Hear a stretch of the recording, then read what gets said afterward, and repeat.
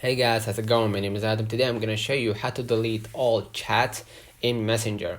Now what I'm gonna do, I'm gonna just go ahead to your App Store, Google Play, and what I'm gonna do here, I'm gonna just go ahead into the Messenger right here, and what I'm gonna do, I'm gonna just double check if the Messenger app needs to be updated. If it does, just go ahead and get right on it, and if it doesn't, just go ahead to the next step. Now what I'm gonna do, I'm gonna just open up the Messenger app, and as you can see, this is the interface of the app. Now if I wanted to delete all chats right here, what I'm gonna do, I'm gonna just go ahead and hold right here to a singular message and just hit delete right here and confirm that you want to delete the whole conversation. But if you want to delete all chats at once, unfortunately for now there is no tool that allows you to delete it at once except using a third-party app, which is something I don't recommend, right? So for now, the best second solution is to hold right here and just delete the conversation and just do the same step for all of the conversation that you had.